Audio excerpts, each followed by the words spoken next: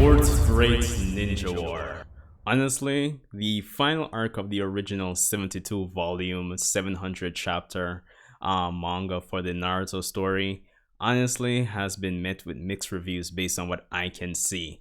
And honestly, in the spirit of the Naruto anime adaptation celebrating its 20th anniversary, why not go back to one of the shining, brilliant stars from that arc that actually made it worth going through for a lot of people? Yes, the man, the myth, the legend, Madara Uchiha. Welcome everyone, Sanjay Uchiha here. Welcome back to the channel, and yes, I am officially back to doing content again. Thankfully, before the release of the new Boruto chapter, probably tomorrow based on when this video is going up. But I thought, why not come back with a casual character analysis on the man himself, Madara Uchiha, and his impact on the Fourth Great Ninja War, specifically based on his appearances in the first half of the war up until about chapter 590 something, give or take. But anyway, of course, if you're new here, be sure to leave a like and a comment. Let me know your thoughts and your favorite moments when it comes down to Madara in the Fourth Great Ninja War, and what made him, what did he do that made the war much more, I guess, digestible for you. But without further ado, let's get right into it.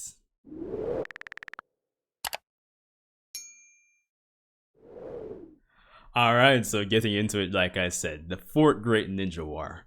An arc that's been met with mixed reception, and honestly, up until the greater portion of chapter 559, to be honest, at that point, for me, looking back on it, the arc was starting to feel very drawn out, very bland, because if memory serves right, I think we're like 30-40 chapters in at this point, and I don't think, this is just me, you can tell me if I'm wrong, I don't think the arc was what persons were expecting for the most part up until that point, for various reasons, which I'll compare with Madara's introduction, why I say that.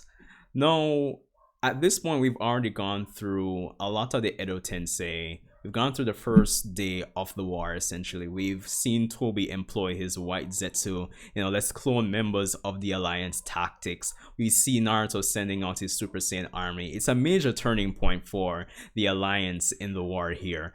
And despite that, at this point, it kind of feels drawn out and bland.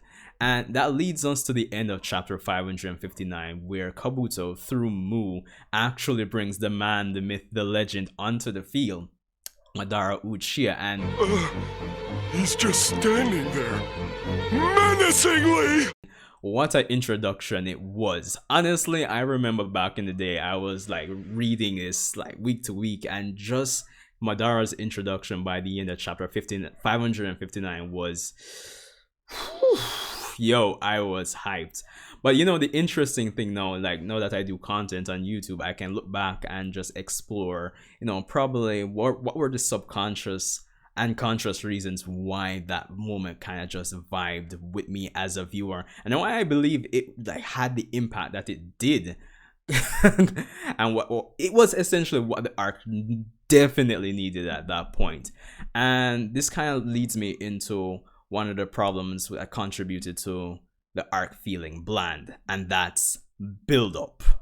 Now, at this point in the war, right, when it comes on to Naruto Shippuden, our part 2, the cruel reality is that if you weren't an Uchiha, if you weren't chasing down Sasuke, if you weren't in a certain subset of characters, you didn't really have much of a character arc or much fights, hence why we had characters like Lee, Neji, Tenten, Kiba, Shino. A lot of the Konoha 11 that were in Naruto's class, they didn't really get a lot of spotlight or build up or character arcs, with the exception of Shikamaru, who had a brilliant arc when it came on to Naruto Shippuden, but everybody else, not so much. So when it came on to the war, it honestly just felt like, yes, these are characters that we've, they're fan favorites from part 1, and it's nice to see them in part 2, but at this point, I don't believe persons are like 100% invested in seeing, these characters in the war. Like, you're invested to say, okay, are they finally going to get some decent spotlight? But apart from that,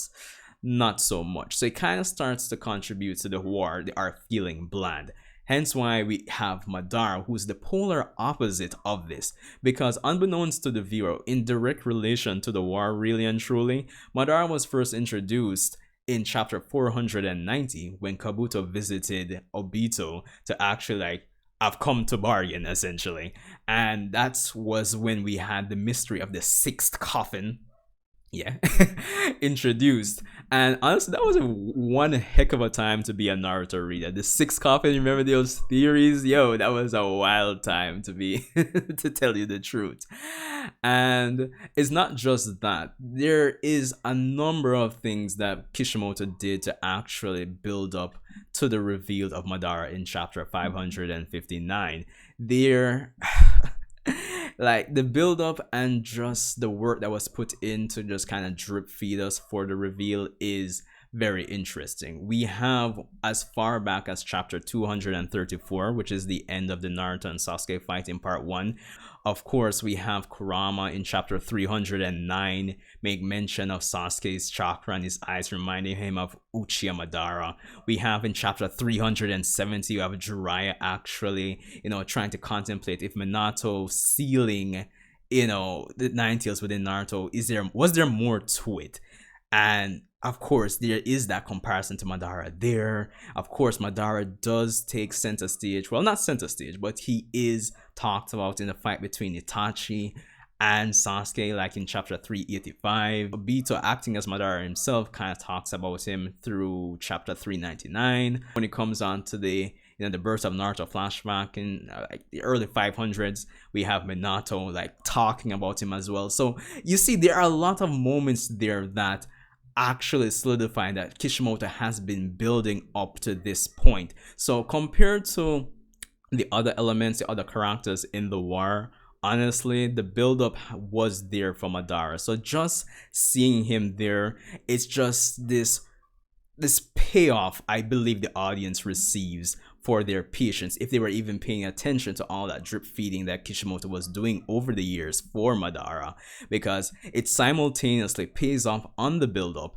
as well as the mystery of the sixth coffin, and introduces again the mystery or the question to the viewers of who is behind the mask. Now, at that point in time, there were some persons that were already theorizing that it was Obito because, you spell Toby twice or 3 times, you can find the Obito in it. And of course, some person was saying Sasuke from the future and all of that. But the fact of the matter is, Madara's introduction in itself pays off 3 things. I mean, the build-up, it solves the mystery of the sixth coffin, but also at the same time introduces another question of who's behind the mask. So it's a major turning point for us, the viewers, the readers, and honestly, it's a welcome one. It really disrupts what I believe to be the blandness and the anticlimactic nature of the war at that point, honestly speaking.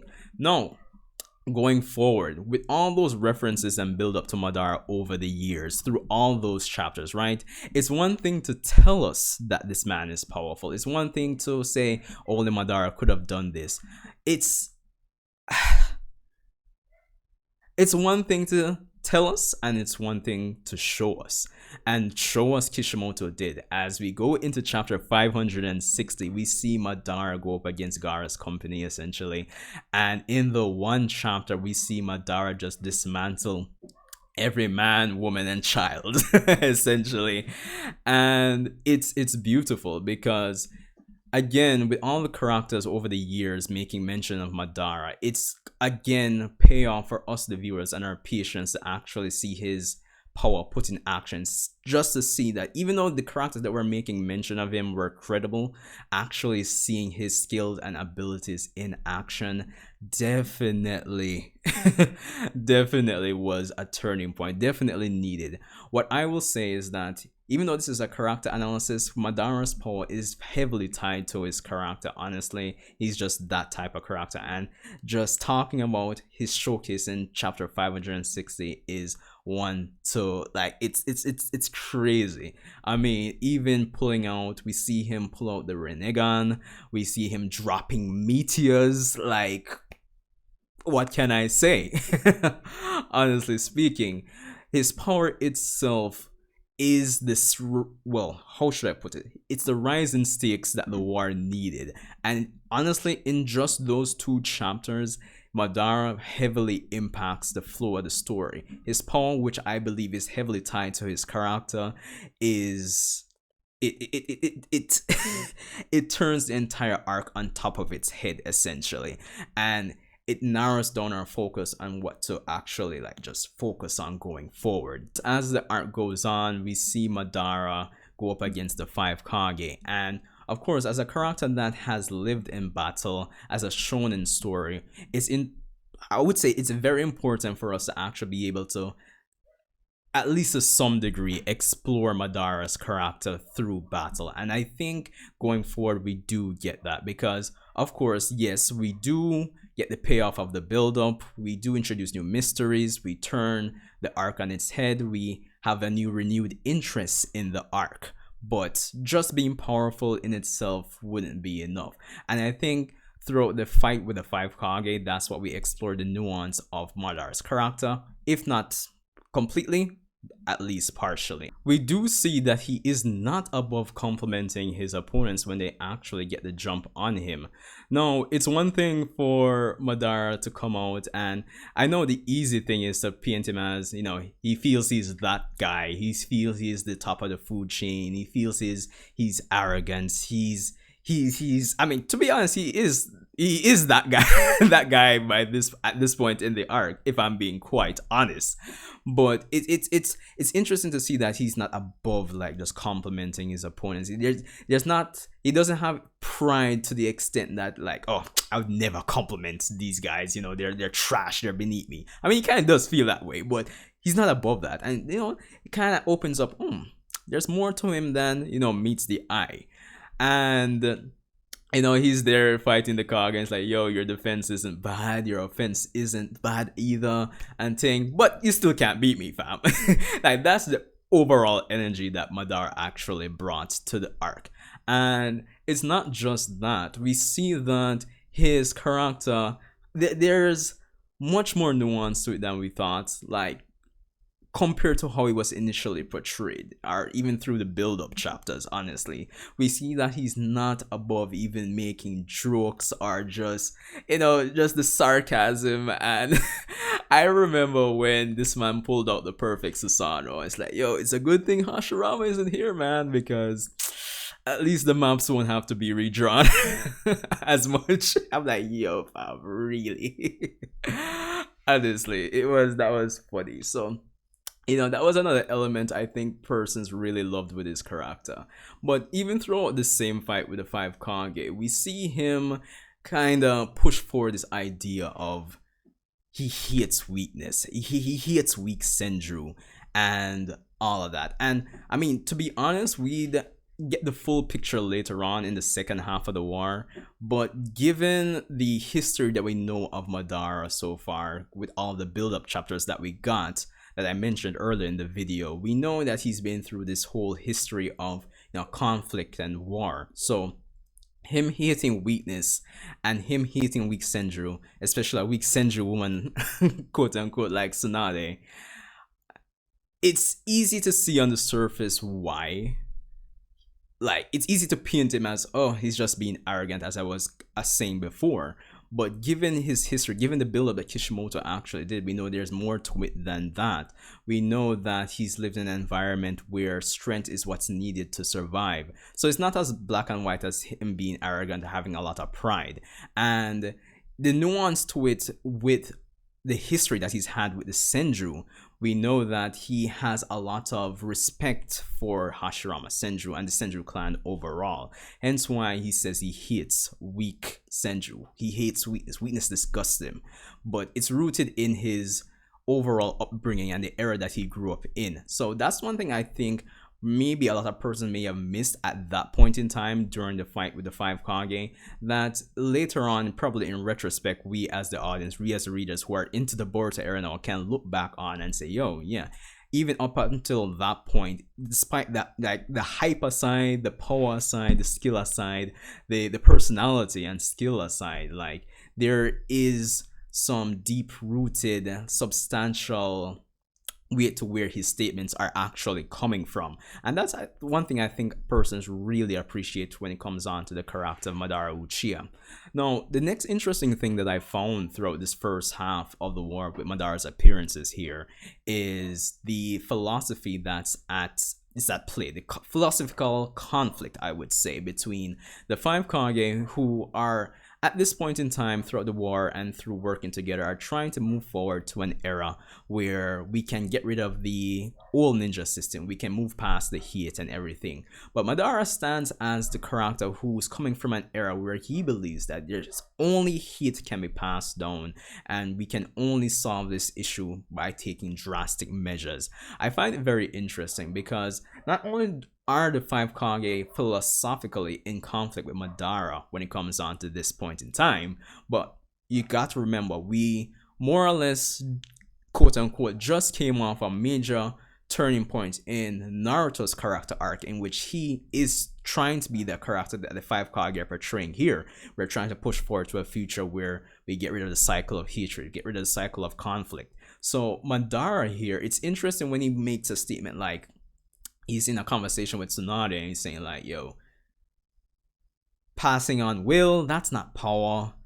I mean, the only thing that can be passed on is hate. And I found that very interesting, to say the least, because it sets him up philosophically, because at this point in time, based on what Madara has shown up until even after the fight with the five Kage, it's logical for any reader at that point to believe that Madara will be the final villain, quote unquote.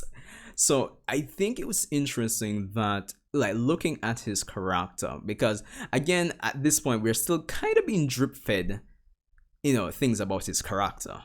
But I find it interesting in analyzing it, that it already sets him up philosophically as the old guard, to be in direct, conflict, contrast, to not just the five Kage, but our hero Naruto Uzumaki. Even though he has his own quote-unquote Madara to deal with, I found that to be interesting, to say the least. And it does reflect on, again, the era that Madara is coming from, which is to be interesting. Well, I mean, once you get to, like, his flashback through, Hashirama, you can sympathize or empathize with him more. But I mean, at this point in time, when you really try to analyze his character from that viewpoint, that you don't have the information from the chapter 620 plus and beyond, you have to kind of sit there and say, there's more to this guy than meets the eye. And I think all those elements combined are what really help to put Madara in the spotlight of really just pushing the arc into a better light, to say the least. Now, of course, his fight with the as I said, his power can't be divorced from his character. It's very much a part of it. And even up until the end of the fight with the Kage, we see him pull out the perfect Susanoo. The maps they don't need to be redrawn as much. But I think in the spirit of actually turning the arc on its head after Itachi releases the Edo Tensei, this man decides, yo fam, no, I'm staying. I know the seals. I'm not going anywhere. And honestly, that was a big turning point as well, because the thing, what I believe when it comes on to the character of Madara and just kind of pushing forward the idea that his power can't be divorced from his character when you're talking about him, is that his abilities and skills are rooted in his era of conflict that he comes from. He comes from an era where strength is all survival of the fittest, to say the least. Survival of the fittest. You know what I mean. And honestly, him just breaking the Edo Tensei and staying was crazy to me at that point in time, because I'm saying like, yo, how are they going to actually win?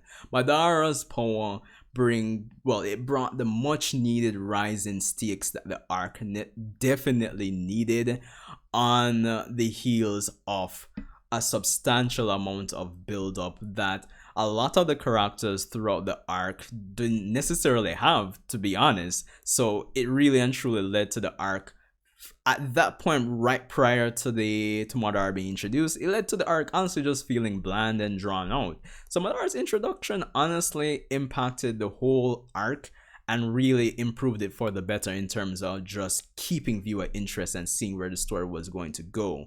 Because again, his power, his skills, the build up, and of course the nuance to his character and how that same nuance puts him in direct conflict, not just, oh, I need to beat this guy, but on a philosophical level, which the Naruto series is known for, like puts him in philosophical conflict with our heroes at that point. It really helped to really paint and narrow down the arc to say, okay, this is the guy that we need to take out, honestly. And I thought his appearances really improved the arc for the better. So I'm hoping, I'm not one for doing character analysis, but I hope this quote unquote part one look at Madara's character was a interesting, fun flashback down memory lane for you guys, honestly. And I hope I kind of highlighted, the correct points up until him breaking the Edo Tensei, essentially. I just wanted to really talk about it because I think his appearances up until, like, just through that first half of the war really and truly shaped the arc for the better. Because honestly, without Madara, the arc does not work as well. And it's understandable, like, looking back on all of what I've said throughout this video, like, it's no wonder why. It's no wonder why persons were pissed when, he was taken out in favor of Kaguya. Because honestly, despite all I've said, it only gets better with everything else that's introduced with Madara going forward in the next section of the war. I mean, there's some minor hiccups that I have here and there with how he's used, but honestly, Madara was just that guy. He was just that character. So let me know what you guys thought about my, breakdown of his character and how it impacted the war, essentially, for the better. Of course, leave a like, leave a comment. Of course, subscribe for more. I might try to do more character-based analysis in terms of the characters, how they impact certain moments in the story. I'm thinking of probably doing like a particular breakdown of a particular scene next week, maybe. So we'll see how that goes. But anyway, Sanjay Uchiha, and I'll see you guys in the Boruto review, which I'll probably just do a live stream for, honestly, tomorrow. So, Sanjay Uchiha, I'll see you guys in the next one. And of course, respect for the persons who are still waiting on me to come back. Hope you guys are doing awesome. It's good to be back.